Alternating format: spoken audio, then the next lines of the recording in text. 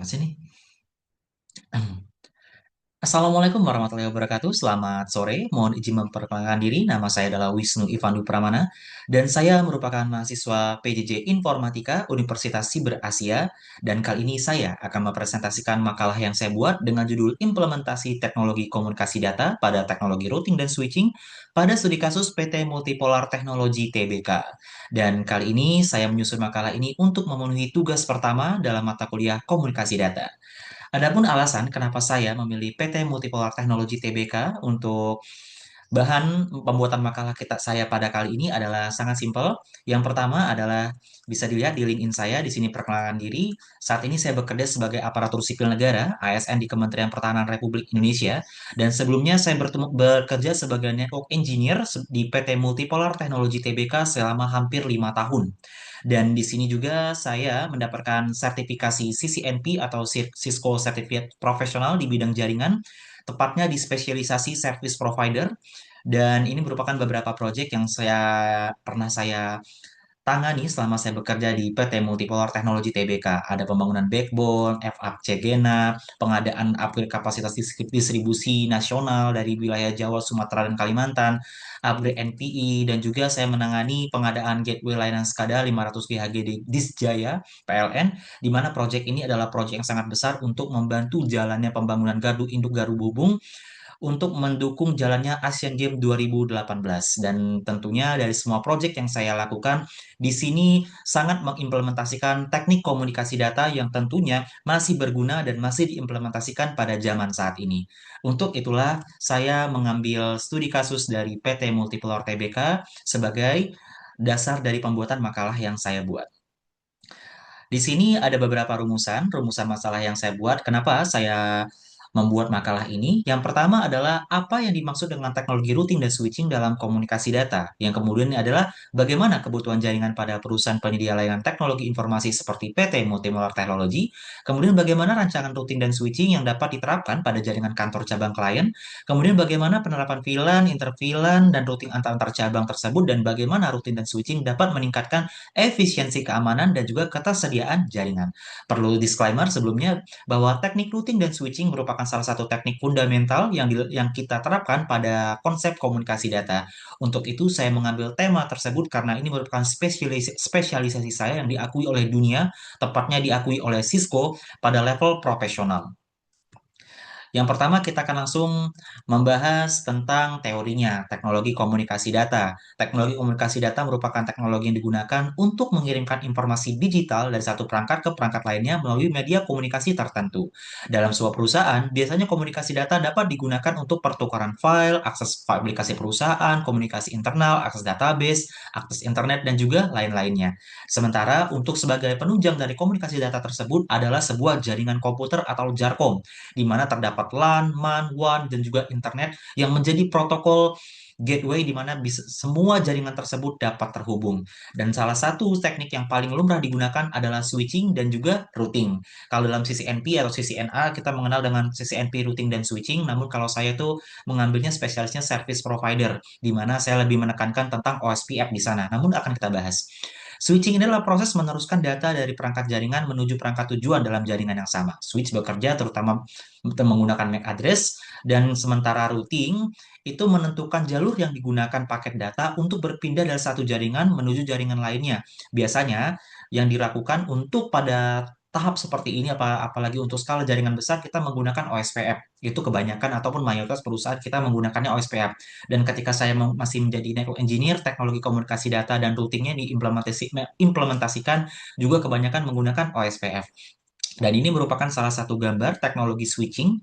Dan sementara untuk routing adalah, ya, ini adalah teknologi routing. Ini mungkin bisa digunakan sebagai routing statis, di mana terdapat router A dan router B, dan di mana terdapat satu subnet jaringan yang berbeda dan akan dihubungkan dalam router tersebut dengan teknologi routing, entah itu menggunakan routing statis, routing dinamis, di mana routing dinamis terdapat OSPF, routing BGP, juga routing RIP, dan juga lain-lainnya. Sementara router adalah alat yang digunakan untuk melakukan teknik routing. Sedangkan switch ini adalah perangkat jaringan lokal yang dihubungkan melalui switch antara lain komputer, access point, CCTV, dan juga terdapat beberapa fungsinya yang diantaranya adalah access switch, distribution switch, dan juga core switch. Dalam penerapan teknologi switching dan routing dalam komunikasi data, kita juga biasanya harus mengkonfigurasi atau teknik yang tidak bisa dihindarkan adalah VLAN atau Virtual Local Area Network yang memungkinkan sebuah teknologi memungkinkan satu jaringan fisik dibagi menjadi beberapa jaringan logis. Misalkan ada satu departemen nih, contohnya di topologi tersebut ada departemen divisi keuangan, divisi finance, divisi HRD. Nah, itu bisa dibagi menjadi VLAN-nya masing-masing sehingga kita hanya bisa berkomunikasi dalam satu VLAN tersebut, contohnya VLAN divisi finance, maka kita akan bisa berkomunikasi sesama VLAN divisi finance dan kita tidak akan bisa berkomunikasi dengan VLAN divisi dari HRD, dengan kata lain mengakses data-data mereka tanpa seizin, dan itu merupakan salah satu peningkatan keamanan dalam teknologi komunikasi data. Routing dinamis yang saya jelaskan tadi beberapa halnya ada OSPF atau Open Source Purpose yang sangat saya kuasai, kemudian ada AGRP dan juga routing BGP. Di mana untuk routing ini tentunya saya sangat menguasai karena proyek akhir saya pada saat saya terakhir studi kemarin adalah membahas tentang routing. Tentunya untuk IP versi 6, perancangan implementasi OSPF versi 3 pada port Virtual Local Area Network berbasis IP versi 6 itu merupakan salah satu judul proyek akhir saya pada saat terakhir saya melanjutkan studi. Kemudian juga ada redundansi jaringan, keamanan jaringan tentunya ketika kita melakukan sebuah konfigurasi jaringan tentunya yang tidak dapat kita hindarkan dalam komunikasi data adalah keamanan data tersebut. Makanya biasanya ketika kita menginputkan sebuah konfigurasi pada sebuah router, kita juga menginput konfigurasi keamanan, contohnya access list, VLAN segmentation, VPN, atau juga autentikasi dan juga lain-lainnya. Selanjutnya kita akan langsung masuk ke profil perusahaan. PT Multiple Technology merupakan perusahaan yang bergerak dalam bidang teknologi informasi dan salah satu sistem integrator di Indonesia yang memiliki pengalaman sejak tahun 1975 dan berfokus pada perencanaan, perancangan, pengembangan, serta integrasi solusi teknologi digital untuk kebutuhan pelanggan. Nah, ini kawan-kawan PT Multiple Technology, kami menyediakan jasa berupa perancangan, implementasi, bahkan sampai maintenance. Untuk itulah kami menjaga komunikasi data di sebuah perusahaan agar tetap berjalan sebagaimana mestinya. Ini merupakan salah satu bidang layanan usahanya, ada network infrastruktur jaringan, di mana saya berkecimpung pada poin A tersebut, kemudian ada server and storage, cloud infrastruktur, virtualization, hybrid cloud, dan juga managed service. Sebagai kebutuhan komunikasi datanya, dibagi menjadi dua bagian, yakni jaringan internal perusahaan dan juga jaringan pelanggan, di mana jaringan internal digunakan untuk menghubungkan komputer karyawan, server, printer, access point, dan juga sistem internal perangkat keamanan dalam satu ruang lingkup perusahaan PT Multipolar, dan juga ada jaringan pelanggan mencakup kantor pusat, kantor cabang, data center, dan juga cloud internet sistem aplikasi pelanggan, karena setiap pelanggan dapat memiliki kebutuhan yang berbeda, sehingga rancangan jaringannya pun pasti sangat berbeda. Dalam studi kasus, ketika kita ingin mengimplementasikan sebuah model jaringan atau teknik komunikasi data yang akan kita presentasikan kepada klien, biasanya kita akan membuat suatu topologi yang akan kita presentasikan kepada klien kita. Di mana di sini salah satu requirement-nya adalah harus aman, efektif, dan juga efisien. Di sini biasanya biasanya di sini bisa kita lihat ya, topologi berikut rancangan akademik yang menggambarkan bagaimana konsep routing dan switching dapat diterapkan. Bisa dari internet, firewall, core router, kantor pusat, distribution switch, sampai access switch, ataupun sampai ke tahap PC, laptop, dan juga access point di lingkup pelanggan. Kemudian analisis implementasi routing dan switching. Nah, di sini sebelum kita melakukan sebuah implementasi teknologi komunikasi data, kita harus tahu kebutuhan dari klien itu seperti apa. Itu yang saya lakukan pada saat saya bekerja di sana. Yang pertama adalah analisis kebutuhan jaringan. Kita harus tahu klien ingin seperti apa topologinya dan kebutuhan apa yang perlu di coverage. Kemudian perancangan topologi jaringan. Biasanya saya dan juga tim enterprise akan merancang sebuah topologi jaringan dari topologi existing yang sekarang atau bisa kita sebut sebagai matriks semula menjadi, di mana akan dipresentasikan kepada klien inilah topologi saat ini dan topologi yang akan diubah seperti itu.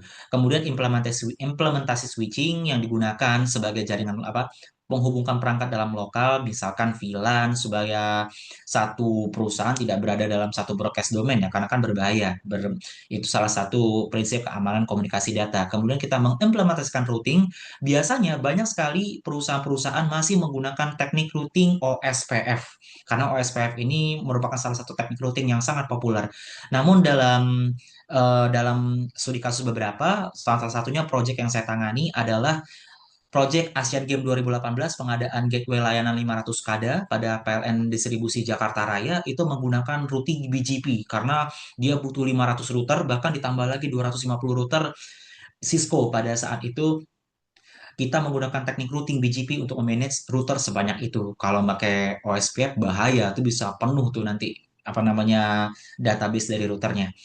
Kemudian juga ada implementasi VLAN. VLAN ini pasti akan kita diimplementasikan, misalkan VLAN yang sudah saya jelaskan tadi, VLAN di PC ini, kemudian PC A, atau juga VLAN untuk akses point ini, VLAN untuk akses di PC manajerial, itu semuanya berbeda. Karena setelah VLAN-nya diatur, kita bisa mengatur bandwidth dan juga kecepatan dari berbagai aspek yang ada. Kemudian juga ada interVLAN routing. Karena sifat VLAN memiliki network yang berbeda, diperlukan routing agar komunikasi antar VLAN dapat bekerja. Nah, ini salah satu fungsi routing ya. Bisa dilihat di sini misalkan ada ini apa namanya interVLAN routing di sini VLAN 2, user 2, VLAN 3, VLAN 10 tuh. Nah, itu dihubungkan dengan menggunakan routing sehingga antar VLAN itu dapat berkomunikasi. Kalau dilihat dari topologinya seperti ini. Kemudian juga ada routing antar cabang yang bisa kita, misalkan cabang Jakarta, cabang Palembang itu bisa dihubungkan dengan routingnya. Jadi komunikasi datanya juga dapat bekerja secara lancar. Ini salah satu contohnya nih. Contohnya klien pusat, klien cabang Depok, klien cabang Jakarta. Di sini tentunya terdapat core atau core routernya masing-masing. Di sini ada router cabang Depok, router cabang Jakarta, dan router cabang pusat, di mana masing-masing pasti terhubung. Dan semua router ini harus di routing sedemikian rupa sehingga komunikasi data yang terjadi antara Depok, Jakarta, sampai ke klien pusat dapat bekerja sebagaimana mestinya dengan prinsip routing yang telah ada. Contohnya OSPF, jika kita mengkonfigurasi teknik routing ini dengan teknik OSPF, maka berdasarkan alurnya dia akan, jika misalkan klien Depok ingin mengarahkan data ke klien pusat, maka OSPF akan mencari jalur terpendek di mana dapat memangkas efisiensi berdasarkan node-node yang ada sehingga data yang dikirimkan dari Depok dapat tersampaikan ke klien pusat dengan aman sentosa dan tanpa ada cacat ataupun korup. Begitu. Kemudian juga ada redundansi. Nah, redundan ini perlu ya kawan-kawan ya untuk dalam komunikasi data. Kalau misalkan salah satu router itu down, nah satu router cadangan harus tiba-tiba hidup agar bisa membackup. Karena kalau sampai salah satu router down untuk kurang dari 5 menit saja tidak di ada redundansi atau tidak disegera tindak lanjuti, maka komunikasi data akan terganggu dan tentunya data-data tidak akan bisa sampai dan operasional dari sebuah perusahaan itu akan kolaps. Itu sebegitu pentingnya redundansi dan ketersediaan dalam jaringan. Kemudian keamanan jaringan seperti yang saya katakan tadi, biasanya kita ketika kita mengimplementasikan sebuah teknik routing ataupun topologi yang sudah kita ajukan kepada klien, kita biasanya akan mengajukan beberapa konfigurasi seperti access list, kemudian juga mengajukan VPN atau juga mengaktifkan firewall tertentu yang bisa kita monitor sehingga jika terdapat network-network ataupun teknik-teknik phishing ataupun juga serangan-serangan seperti DDoS, kita bisa memonitor dan juga kita bisa mencegahnya tersebut. Kemudian juga ada teknik monitoring dan pemeliharaan. Di sini yang sudah saya kenalkan tadi adalah kita melakukan sebuah maintenance di sisi pelanggan, di mana kita biasanya mengirimkan satu orang di site untuk memonitor topologi yang sudah kita buat atau bisa kita sebutnya sebagai standby. Di sini kita biasanya seorang engineer akan mengirimkan laporan bulanan kepada klien di mana untuk membuktikan bahwa topologi ataupun sistem yang telah kita bangun di proyek sebelumnya berjalan dengan lancar dan tidak ada masalah. Nah, di sini biasanya ini contohnya pembagian VLAN ya kawan-kawan. Bisa dilihat misalkan VLAN manajemen itu ada di network 10 sekian, 20 sekian dengan subnetting di kelas 24. Kemudian di sini ada tentunya setelah kita mengimplementasikan sesuatu hal tentunya terdapat analisis ke kelebihan dan kekurangan. Kelebihan penerapan rutin dan switching pada studi kasus ini antara lain jaringan lebih terstruktur, keamanan lebih baik melalui segmentasi, mudah dikembangkan, performa lebih terkontrol. Namun kekurangannya adalah implementasinya biaya cukup besar karena bisa selalu kita tekankan bahwa kalau kita ingin membeli router yang bagus, misalkan contohnya Cisco ASR 9000, biasanya yang saya gunakan, tentunya budgetnya akan sangat besar dibandingkan jika kita menggunakan Cisco ASR tipe 1920 misalkan, karena dengan spesifikasinya juga berbeda. Dan ini contoh merupakan contoh topologi routing BGP, di mana routing ini BGP digunakan atau Border Gateway Protocol. Kalau misalkan kita memanage lebih dari banyak router, biasanya kita menggunakan routing BGP gitu. Biasanya dia digunakan untuk routing skala besar. Seperti yang pernah saya tangani adalah studi kasus pada saya menangani project Gateway layanan skala 500 untuk mendukung project Asian Games 2018. Itu menggunakan routing BGP untuk memanage 750 Cisco router kecil pada saat itu. Sebagai penutup, kesimpulannya adalah teknologi routing dan switching merupakan bagian penting dari implementasi komunikasi data pada perusahaan yang memiliki kebutuhan jaringan dalam skala luas. Switchingnya berperan sebagai penghubung perangkat jaringan lokal, kemudian sebagai routing berhubungkan jaringan yang berbeda. Dengan kombinasi kedua teknologi tersebut, jaringan kantor dapat dibuat lebih terstruktur dan mampu mendukung komunikasi antar kantor pusat, cabang, serta data center.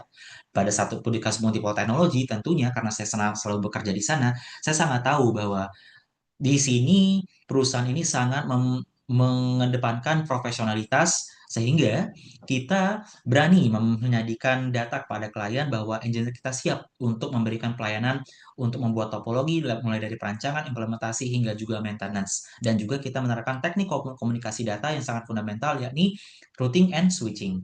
Itulah kenapa saya mengangkat tema dari perusahaan yang dulu tempat saya bekerja sebagai dasar untuk membuat makalah tersebut karena saya sangat menguasai dari teknik routing dan switching dan sangat tepat ketika saya membawa tema ini sebagai tugas saya untuk memenuhi tugas satu mata kuliah komunikasi data. Dan ini merupakan daftar pustaka di mana saya mengambil beberapa referensi dari sini dan sarannya adalah di sini perancangan sebaiknya dilakukan sesuaikan dengan kebutuhan masing-masing pelanggan. Pilihan sebaiknya digunakan melakukan segmentasi, routing dinamis dipertimbangkan untuk jaringan memiliki banyak cabang tentu saja.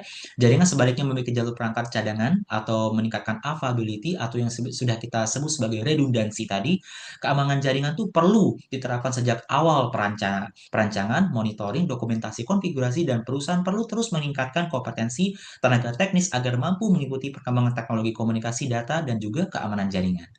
Demikian presentasi dari saya, kurang lebihnya saya mohon maaf. Wabillahi taufiq wal hidayah. Wassalamualaikum warahmatullahi wabarakatuh dan selamat sore.